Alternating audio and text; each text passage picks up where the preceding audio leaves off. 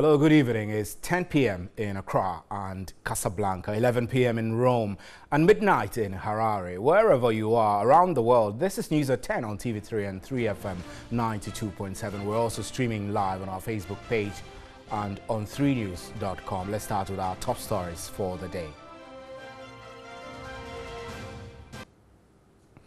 The ruling New Patriotic Party NPP has directed metropolitan, municipal and district chief executives who intend to contest parliamentary seats in areas where the party has sitting MPs to resign 3 years before the general election.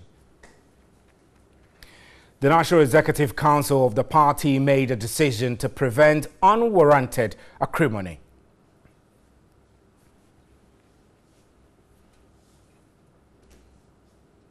And research by the National Civic Commission on Education suggests Ghana is not investing enough to fight corruption. The research report, dubbed Public Perception of the State of Corruption, Public Accountability and Environmental Governance in Ghana, calls for proactive measures to be taken by government and civil society to fight the canker.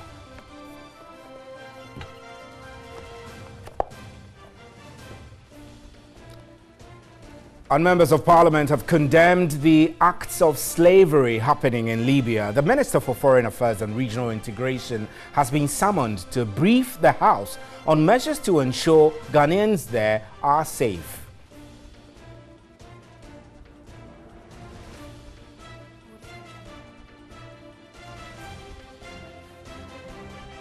And passengers and commuters plying the Yape-Bupe road have been urged to be patient until next week when repair works on the bridges are expected to be completed. Sector Minister Kwesi Amoah-Quattah has, however, assured Parliament engineers would work day and night to ensure work is completed before the Christmas holiday.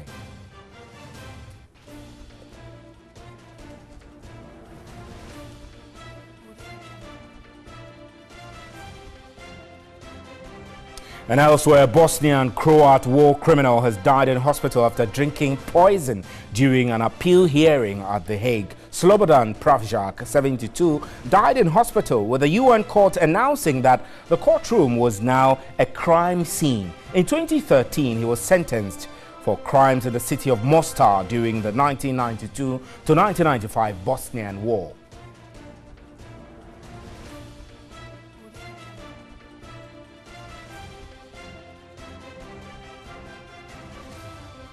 And a Zimbabwean court has found activist Pastor Evan Mawarire not guilty of subversion. Pastor Mawarire has been a strident critic of President Robert Mugabe, who was forced to resign after 37 years in power last week. The pastor's This Flag movement in 2016 led a stay-at-home demonstration that led to the first of his several arrests.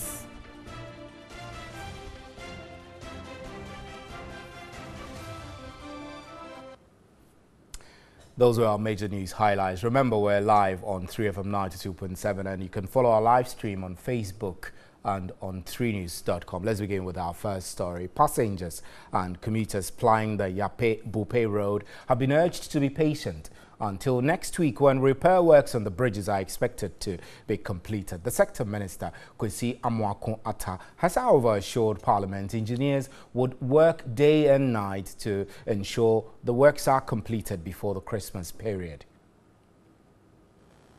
MP for the area, John Abdullahi Jinapor, lamented the hardships people go through because of the closure of the bridge. Just become more critical is the fact that this is the harvest season. And in that catchment area, a lot of grains are grown. Granules, maize, rice, sorghum, millet, a lot of farm equipment and machinery, like combine harvesters, like tractors, have moved into their farms.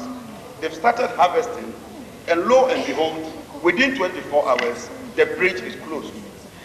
Farm produce risk being destroyed. Last 1 year, 2016, we never even made a provision for this particular bridge, which we all knew that it could collapse.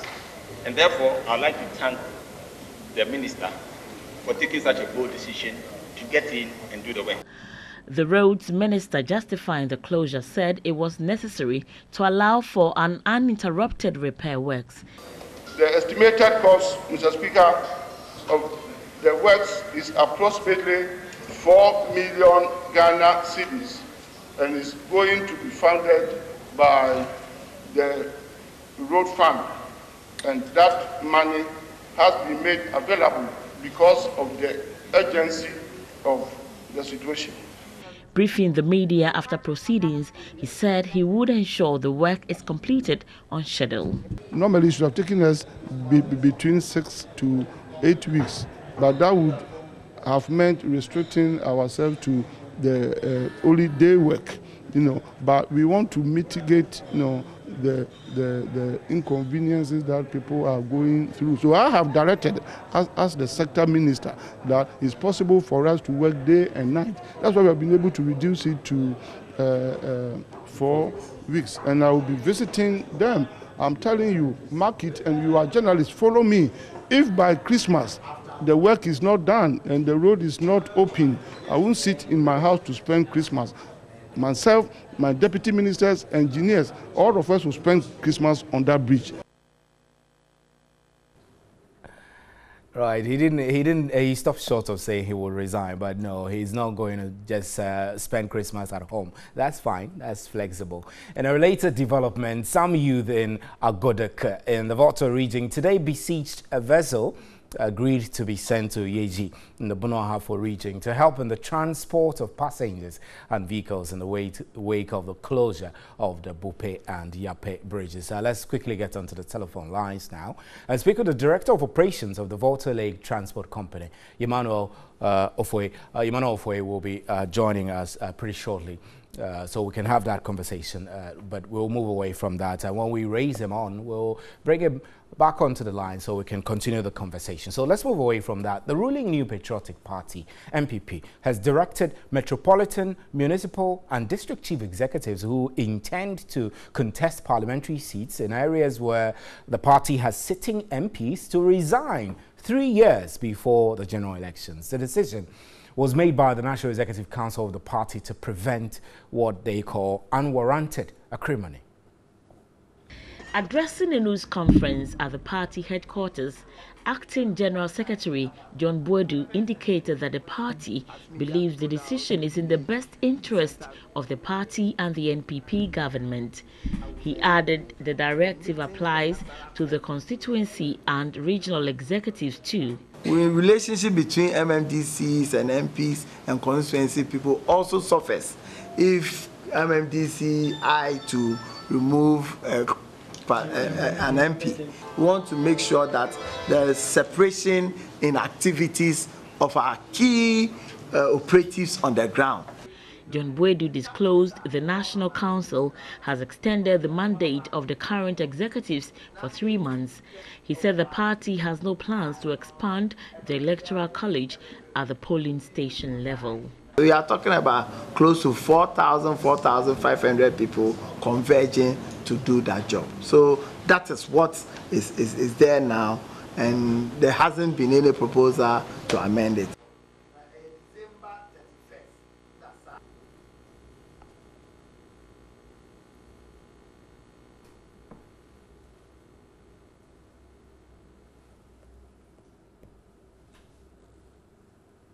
Now, members of parliament have condemned the acts of slavery happening in Libya. The Minister for Foreign Affairs and Regional Integration has been summoned to brief the House on measures to ensure Ghanaians there are safe. Meanwhile, some members have chastised the African Union to be up and doing in protecting Africans abroad. The MP for Nsawamado Ejiri and the chairman of the Foreign Affairs Committee of Parliament, Frank Anodompreh, in a statement lamented the inhumane treatment being meted to migrants in Libya. He alluded to the International Organization for Migration, IOM's report that indicates people are bought between $200 and $500. Statistics indicate over 26,000 migrants have crossed to Italy from different countries, an increase of more than 7,000 people the same period last year. 6,000 are known to have died at sea, while an unknown number perished during the journey through the desert. I want to urge the government that as a matter of urgency and following the happenings in Libya, we hasten and facilitate efforts to reopen our foreign mission in Libya to ensure that we come atop the situation. Ranking member of the committee, Samuel Okujeto Ablakwa, contributed to the statement. Human beings have been tied. They are hanging, legs above, head below. Videos of people being forced to drink urine and all of that. It's horrendous, Mr. Speaker. And that is why this despicable development demands an urgent action by the world.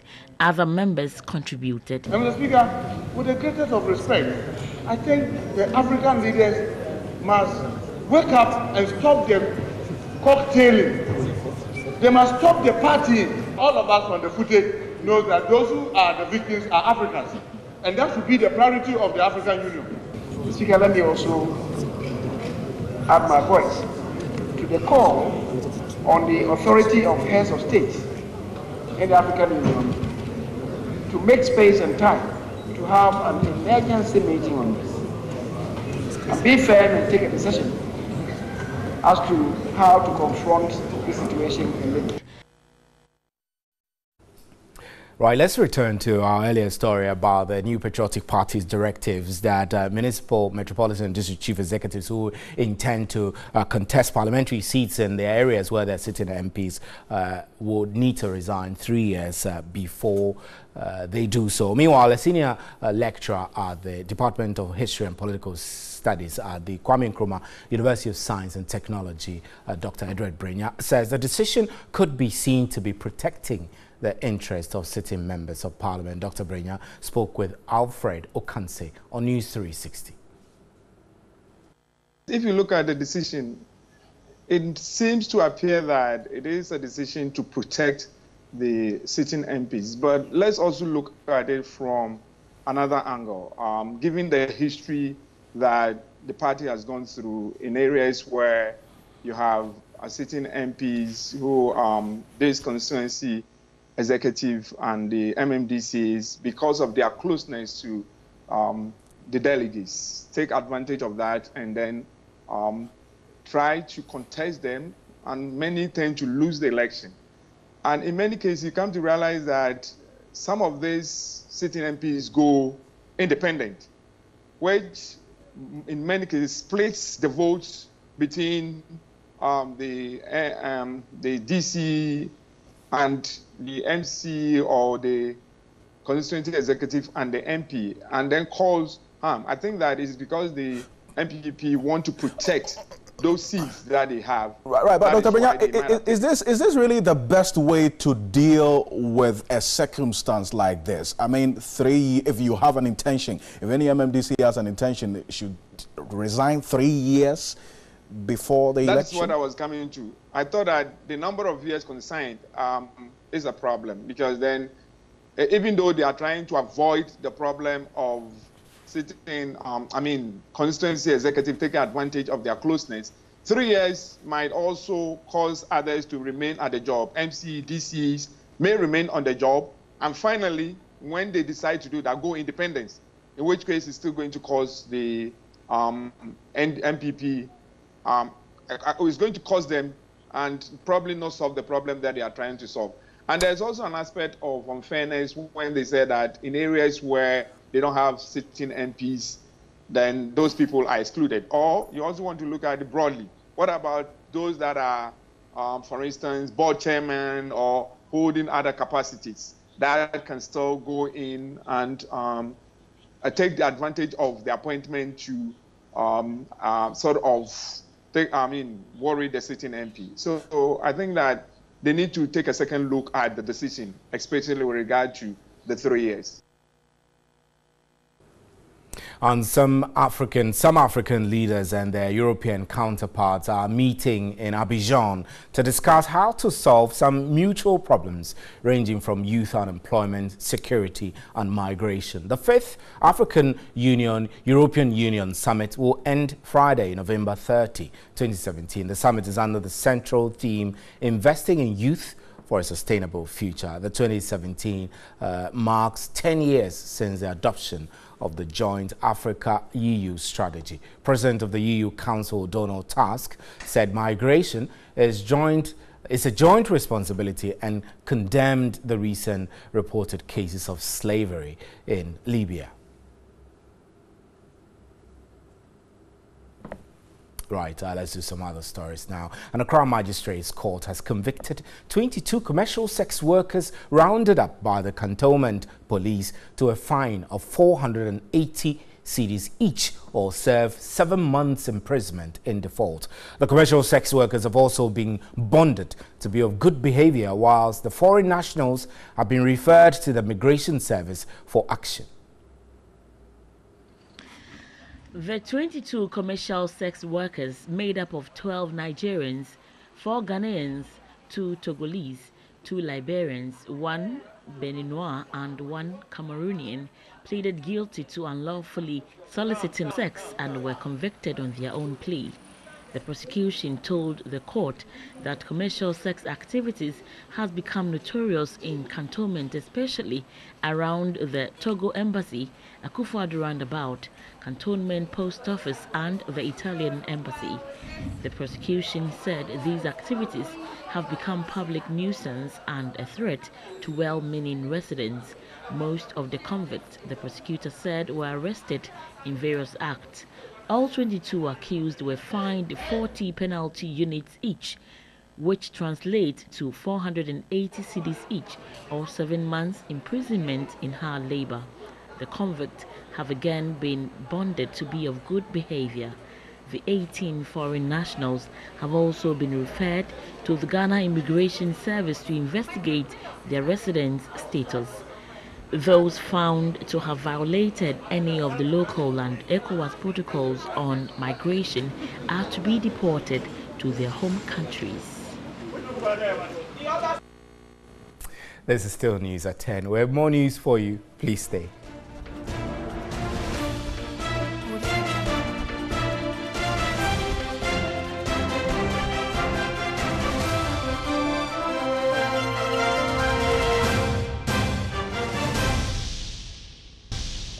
Welcome back. Now, the management of Accra Mall narrowly escaped closure of its facility Wednesday by paying the Ghana Revenue Authority in excess of 2.3 million Ghana cedis in banker's draft. The shopping centre had under-declared value-added tax for 2013 to 2015. As part of the national tax campaign to enforce tax compliance, the Ghana Revenue Authority descended on 3 companies in Accra on Wednesday, October 29, to retrieve taxes owed. Per the operation plans, defaulters had the option of either full payment of the tax amount or the companies locked down. The first port of call was the Accra Mall, which owed value-added tax in excess of 2.3 million cedis to the state. After some discussions, management of the shopping mall opted to avert a possible lockdown by seeking financial services of the Stanbic Bank at the mall.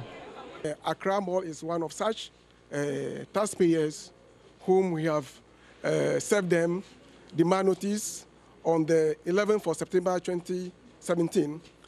On 26th of October, we followed up with final demand notice. We've now taken custody of the draft now. Finally, we have been able to retrieve this tax debt, inclusive of penalty. The mall is now free to operate. The figure of 2.3 million cedis was arrived at during an audit for the years 2013 to 2015.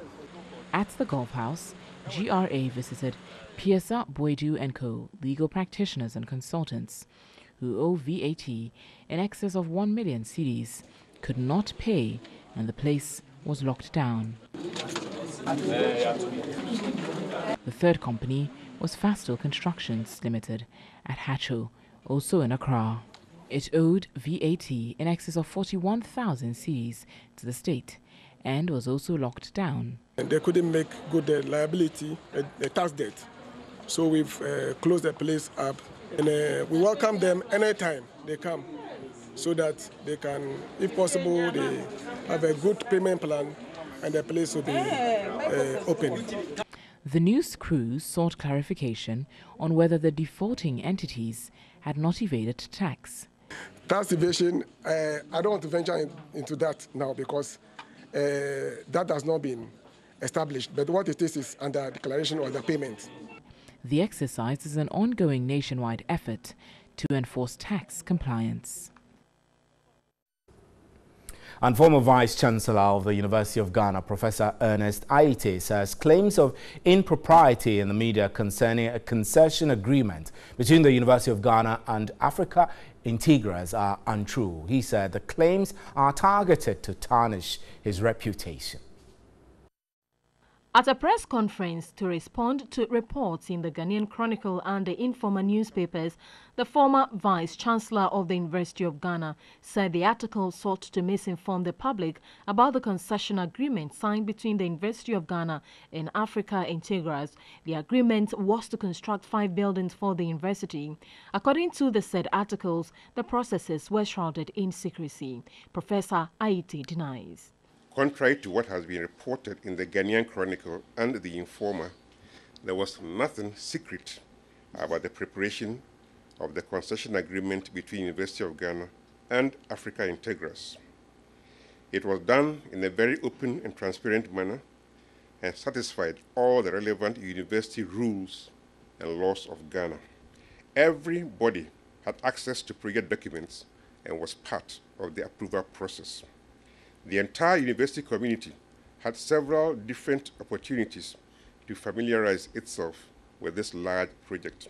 He said he suspects certain elements in the current administration. The information used by the informer is from a very disputed university, a document from the Vice-Chancellor's office, a document that has not gone to any of the university statutory bodies for approval.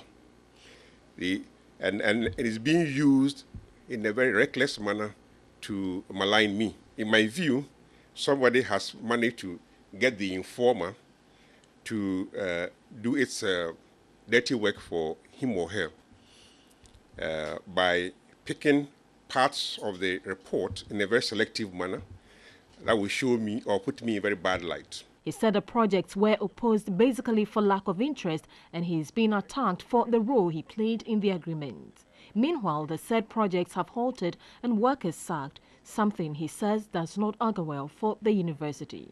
Since 3rd February, the project has been stopped. And the official reason given is that it was because the university could not produce a letter of credit, which is not true. So today you go to Legon and you see 5 buildings that are about 30% complete or 40% complete in some cases, and nothing happening to them. And somebody, I mean, the construction doesn't cost the university anything.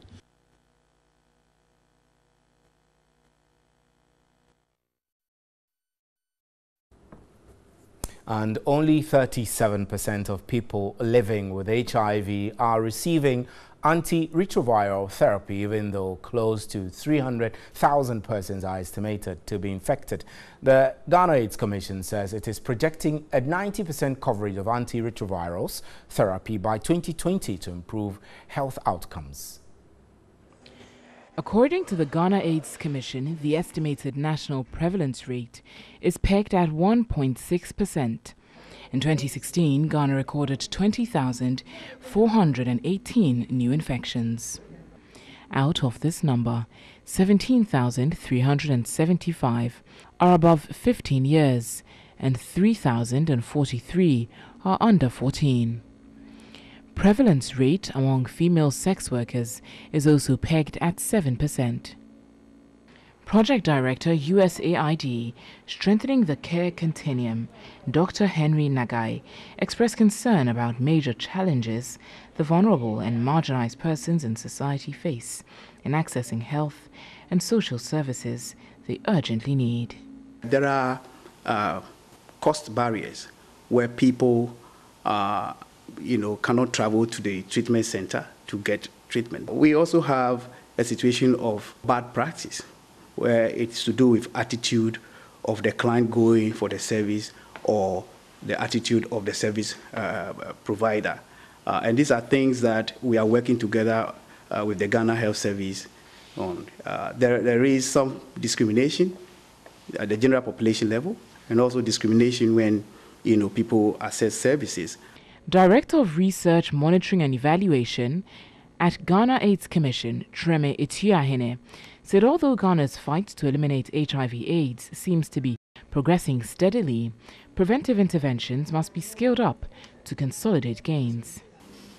It is important for people who do not know their HIV status to prioritize and be desirous to know their HIV status, because if you know, then if you are positive, you know that there is treatment and you can access treatment to ensure that you live productive life. He regretted stigmatization and discrimination still remains a huge barrier for persons living with HIV/AIDS.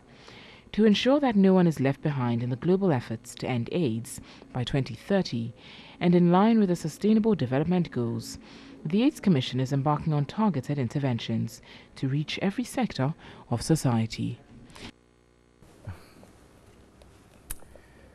That's how we wrap up with News at 10. I'm Stephen Enti. Thank you extremely for making time. On behalf of the crew here, good night. There is more news at 3news.com.